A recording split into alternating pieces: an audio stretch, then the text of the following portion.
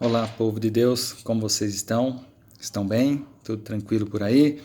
Ou estão passando por alguma aflição, por algum medo? Bom, eu vou postar uma palavra hoje, não é? Vou falar algo que me chamou a atenção esta semana. Não sei se eu vou conseguir passar exatamente o que eu estou querendo, né? O que eu pensei na hora. Mas como eu sempre falo, né? De toda palavra aqui retém o que é bom, não é? Se eu falar algo que não se encaixa ou que se fala não tem nada a ver, descarta e retém o que é bom. Eu vou ler bastante aqui, não é? Umas partes da Bíblia, então eu tenho certeza que esta parte é boa. Então, se você não se interessar pelo que eu falei, pelo menos o que eu estiver lendo da Bíblia, eu sei que é bom e vai ser muito bom para você. A Glaucia estava comentando comigo, eu acho, de algo que tem acontecido aqui no nosso condomínio, e a gente ia ter uma reunião, né? E eu estava falando também de algo que acontece, está acontecendo com o povo, e me veio um louvor à mente. E eu comecei a tentar cantar esse louvor para a Glaucia. Ela, só com isso aí eu não sei do que é. E eu também não sabia exatamente o que era o louvor. Eu falei, nossa, mas a gente conhece. E eu comecei a falar, assim, achando, né, que no louvor dizia assim, dias de medo, de solidão. E eu falei, mas eu não conseguia o resto do louvor. Aí eu comecei a procurar, né, na internet, aqui, nos louvores que eu tinha gravado. E eu achei, né, o louvor. Eu vou postar ele depois, vocês vão ver e talvez entendam aonde eu quero chegar, né, a palavra que eu quero passar para vocês. Nesse louvor não tem nada a ver com dias de medo e de solidão. Ele diz o seguinte: dias de angústia, de perseguição, dia de vergonha. Quem conhece bastante louvor talvez já saiba do que eu estou falando. E eu achei a palavra onde ele está falando isso, né? Onde está escrito, onde talvez esse louvor, né, tiraram esse louvor. Essa palavra está lá em Isaías 37 e segundo a Reis 19. É engraçado, é a mesma palavra, né? Está nos dois locais. Eu vou ler o Isaías 37 inteirinho. Ele é grande, tá? E tem umas partes assim, até um pouco confusas, talvez a gente entenda, mas o que interessa, né, do que eu quero passar para vocês, vocês vão entender.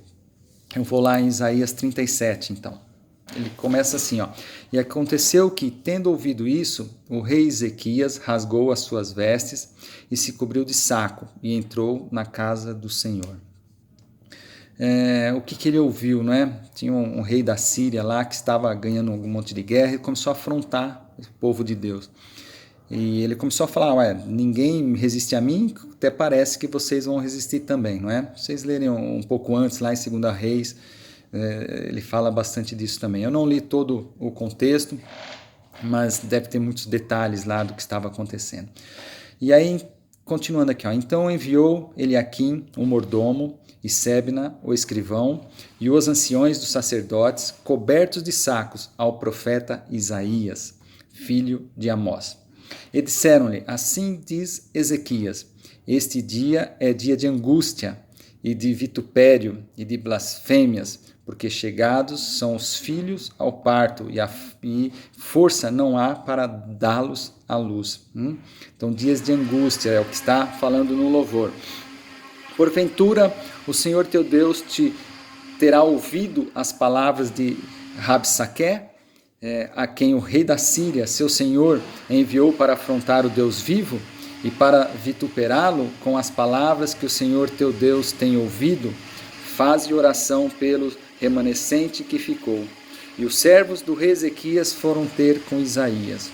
E Isaías lhes disse, assim direis ao vosso Senhor. Assim diz o Senhor, não temas à vista das palavras que ouviste, com as quais os servos do rei da Síria me blasfemaram. Eis que porei nele um espírito, e ele ouvirá um rumor, e voltará para a sua terra, e falo-ei cair morto a espada na sua terra. Voltou, pois, Rabsaque, e achou o rei da Síria pelejando contra Líbina, porque ouvira que já se havia retirado de Laques. E ouviu ele dizer que Tiraca, rei da Etiópia, tinha saído para lhe fazer guerra. Assim que ouviu isto, enviou mensageiros a Ezequias, dizendo: assim falarei a Ezequias, rei de Judá, dizendo: não te engane, o teu Deus, em quem confias, dizendo: Jerusalém não será entregue na mão do rei da Síria.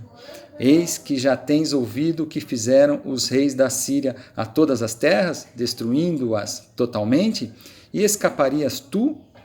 Porventura os livraram os deuses das nações que meus pais destruíram, Gozã e Arã e Rezefe e os filhos de Éden, que estavam em Telassar? Onde está o rei Amate, o rei de Arpade e o rei da cidade de Sefarvaim, Ena e Iva? Ou seja, ele mandou a notícia, né? Tantas guerras que ele já ganhou contra esse povo que se dizia talvez de Deus, né? Recebendo, pois, Ezequias as cartas das mãos dos mensageiros e lendo-as, subiu à casa do Senhor. E Ezequias a estendeu perante o Senhor. E orou Ezequias ao Senhor, dizendo: ó Senhor dos exércitos, Deus de Israel, que habitas entre os querubins, tu mesmo, só tu és Deus de todos os reinos da terra. Tu fizeste os céus e a terra. Inclina, ó Senhor, o teu ouvido e ouve. Abre, Senhor, os teus olhos e vê. E ouve todas as palavras de Senaqueribe, as quais ele enviou para afrontar o Deus vivo.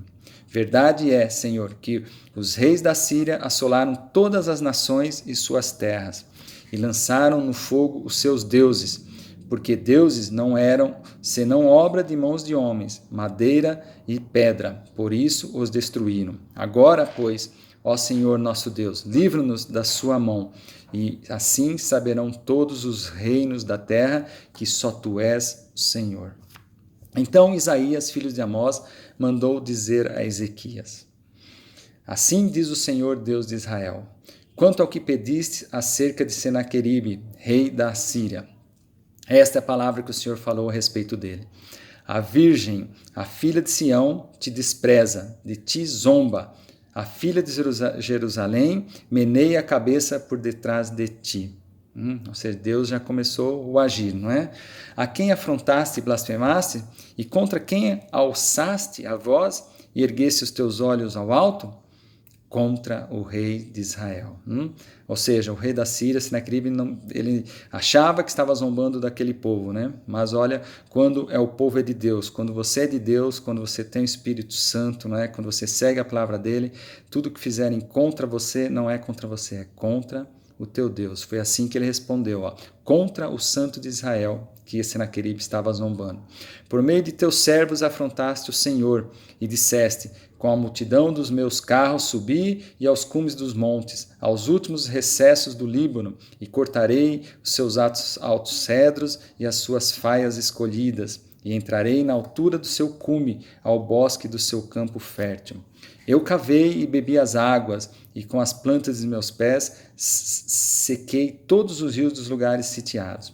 Porventura não ouviste que há muito tempo eu fiz isto, e já desde os dias antigos eu tinha formado? Agora, porém, o fiz vir, para que tu foste o que destruísse as cidades fortificadas e as reduzisse a montões de ruínas. Por isso, os seus moradores, dispondo de pouca força, andaram atemorizados e envergonhados. Tornaram-se como a erva do campo, e a relva verde, e o feno dos telhados, e o trigo queimado antes da seara. Porém, eu conheço o teu assentar, e o teu sair, e o teu entrar, e o teu furor contra mim. Por causa do teu furor contra mim, e porque a tua arrogância subiu até os meus ouvidos, portanto, porei o meu anzol no teu nariz, e o meu freio nos teus lábios, e te farei voltar pelo caminho por onde vieste. E isto te será por sinal: este ano se comerá o que espontaneamente nascer, e no segundo ano o que daí proceder. Porém, no terceiro ano semeai e segai, e plantai vinhas, e comei os frutos delas. Porque o que escapou da casa de Judá e restou tornará a lançar raízes para baixo, e dará fruto para cima. Porque de Jerusalém sairá o restante, e do monte de Sião os que escaparam, e o zelo do Senhor dos Exércitos fará isto. Portanto, assim diz o Senhor acerca do rei da Síria: não entrará nesta cidade, nem lançará nela flecha alguma. Tampouco virá perante ela com escudo, ou levantará trincheira contra ela. Pelo caminho por onde vier, por esse voltará, porém nesta cidade não entrará, diz o Senhor. Porque eu ampararei essa cidade para livrá-la, por amor de mim e por amor do meu servo Davi. Então saiu o anjo do Senhor e feriu o arraial dos assírios a 185.000 deles. E, quando se levantaram pela manhã cedo, eis que todos estes eram corpos mortos, todos cadáveres. Assim, Senaqueribe, rei da Síria, se retirou e se foi, e voltou e habitou em Nínive. E sucedeu que, estando ele prostrado na casa de Nisroque, seu deus, Adramaleque e Sarezer, seus filhos, o feriram à espada. Escaparam para a terra de Ararat, e Esar-Adom, seu filho, reinou em seu lugar. Bastante coisa eu li, né? Mas vocês viram, né? Era um povo, eles estavam sendo afrontados, né? Por esse rei da Síria, o Senaqueribe, trazendo isso para nós no dia de hoje, né? Qual afronta você está tendo? Qual luta você está tendo? Você viu que ele foi lá e clamou a Deus, não é? Ezequias clamou a Deus e Deus deu a resposta através de Isaías, dizendo que por onde ele veio ele ia voltar, ia colocar um anzol no nariz dele, não é? Ia fechar os lábios dele e fazer ele voltar. E assim é o nosso Deus, é o mesmo Deus, né? Naquela época, é o mesmo de hoje. Se nós começarmos a fazer tudo que o pastor tem pregado, não é? Para a gente não dar lugar ao diabo, não é? A gente não pode dar lugar a ele, a nenhum sentimento errado, a nenhum pensamento errado. Aí não dá lugar ao diabo, tem uma palavra aqui que eu peguei também, está lá em Efésios 4, do 26 ao 30. Irai-vos e não pequeis, não se ponha o sol sobre a vossa ira. Não deis lugar ao diabo. Aquele que furtava, não furte mais, antes trabalhe, fazendo com as mãos o que é bom, para que tenha o que repartir com o que tiver necessidade. Não saia da vossa boca nenhuma palavra torpe, mas só a que for boa para promover a edificação, para que dê graça aos que a ouvem. E não entristeçais o Espírito Santo de Deus, no qual estáis selados para o dia da redenção. Quando ficamos aflitos, angustiados, entristecidos, com medo e com pensamento errado, com sentimento errado, nós estamos entristecendo o Espírito Santo que Ele nos deu. E Ele fala que não dês lugar ao diabo. E quando a gente faz isso, a gente dá lugar para ele, a gente abre a brecha, e quando abre a brecha, ele vem e faz morada na gente, e aí as coisas começam a aumentar. Então é uma palavra talvez de estímulo, né, de ânimo para a nossa igreja, para você que talvez está passando por algum momento difícil, não é? De perseguição ou até de aflição, não é? E que busca esse Deus, né? Assim como Ezequias fez. Ele sabia quem era o Deus dele, né? Ele falou: Deus, mostra quem é o Senhor, e ele vem e nos socorre, ele nos salva, ele nos livra das coisas. Tem mais uma aqui, ó, que em Tiago 4, do 1 ao 11, que eu vou ler também, né? Que diz que nós devemos resistir ao diabo. O que é o resistir ao diabo? É resistir a essas ideias erradas, resistir a esses ataques do inimigo. Você está com medo de Covid, disso ou daquilo? Como o Alex falou, a gente tem que ter medo do pecado, do vírus que é o pecado que está dentro de nós, e não do que está acontecendo aí fora. Porque nós temos que ter certeza desse Deus. Ele vai nos livrar, ele vai nos exaltar. Você quer ver? Ó? De onde vêm as guerras e pelejas entre vós? Porventura não vem disto, a saber dos vossos deleites, que nos vossos membros guerreiam, das coisas da carne, né? Cobiçais e nada tendes, matais e sois invejosos, e nada podeis alcançar. Combateis e guerreais, e nada tendes, porque não pedis. Pedis e não recebeis, porque pedis mal, para o gastardes em vossos deleites. Talvez um rumo errado, né? Uma mente errada, mundana que nós temos, querendo as coisas do mundo, e Nesse mundo a gente só tem sofrimento, não é? Quando a gente quer essas coisas do mundo, porque o mundo jaz no maligno. Então, tudo que é do mundo, da carne, não agrada esse Deus. E a gente nunca vai estar em paz quando a gente está buscando essas coisas do mundo. Então, a gente pede coisa para a nossa vida, e carnal, e não espiritual, não é? E a gente esquece desse Deus. E adúlteros e adúlteras, não sabeis vós que a amizade do mundo é inimizade contra Deus? Portanto, qualquer que quiser ser amigo do mundo, constitui-se inimigo de Deus. Ou cuidais vós que em vão diz a Escritura, o Espírito que em nós habita tem ciúmes? Então, esse Espírito Santo que está em nós, ele tem ciúmes, não é? Ele não quer que a gente saia do reino de Deus, do que Deus tem para nós. Ele não quer que a gente fique dessa forma, né? Nos humilhando, ficando desesperado por essas coisas que há no mundo, com medo dessas coisas do mundo. Antes, ele dá maior graça, portanto diz, Deus resiste aos soberbos, mas dá graça aos humildes. Sujeitai-vos, pois, a Deus, resisti ao diabo, e ele fugirá de vós. Sujeitai-vos a Deus, conhecer esse Deus, buscar esse Deus, não é? Primeiro, fazer o que ele manda, obedecer o que ele manda, porque ele diz que aquele que ama a Deus, né, é aquele que obedece, não é? Não é aquele que tem um sentimento e começa a chorar quando está ouvindo um louvor, não é que tem sentimentos apenas, não é esse que ama a Deus, é aquele que obedece a Deus, obedece a palavra, cumpre a palavra, né? E aí, primeiro a gente fazendo isso, sujeitai-vos a esse Deus Todo-Poderoso, resistir ao diabo e ele fugirá de vós. Colocar a armadura de Deus sobre a nossa vida e nenhuma flecha nos atingirá, não é isso? Deus vai nos livrar de tudo isso. Chegai-vos a Deus e ele chegará a vós. Alimpai as mãos, pecadores, e vós de duplo ânimo, purificai os corações. Senti as vossas misérias, e lamentai e chorai. Converta-se o vosso riso em pranto e o vosso gozo em tristeza. Humilhai-vos perante o Senhor, e Ele vos exaltará. Então, se você está no momento de aflição, de medo, de angústia, de tristeza, é um momento talvez de entregar verdadeiramente a esse Deus, a matar o velho homem, começar essa nova vida. Como isso?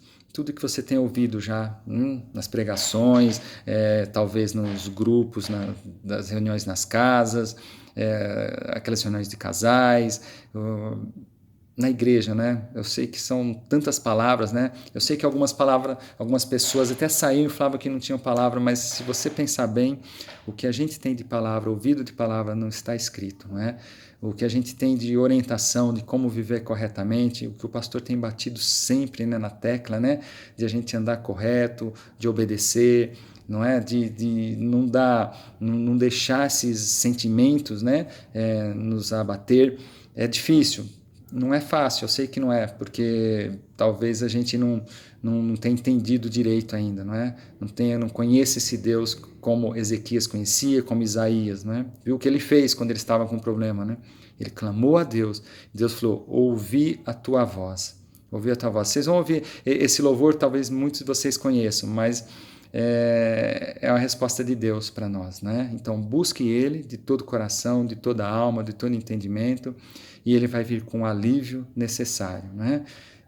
Jesus falou, tereis aflição nesse mundo, mas tenha bom ânimo. O diabo está ao derredor, procurando a quem ele possa tragar. Se nós deixarmos um sentimento errado entrar, esse medo, qualquer coisa que não provenha de Deus, ele entra e ele faz muito estrago. Então, a palavra, não sei se eu consegui me expressar bem, mas eu gostaria que seja, né, uma palavra de ânimo, que esse Deus, ele nos livra, ele faz o inimigo voltar pelo mesmo caminho. Tem uma outra palavra que diz que ele veio por um caminho e por 7 caminhos ele ia ter que fugir, eu não lembro onde está. Ou seja, quando o inimigo vier e tentar lançar essa seta contra você, se você estiver com o coração voltado para Deus, ele não tem como resistir, ele tem que fugir, ele vai fugir de vós, ele vai fugir de nós e da nossa igreja, amém? Fiquem com Deus e espero que essa palavra possa ter te ajudado em alguma coisa, amém.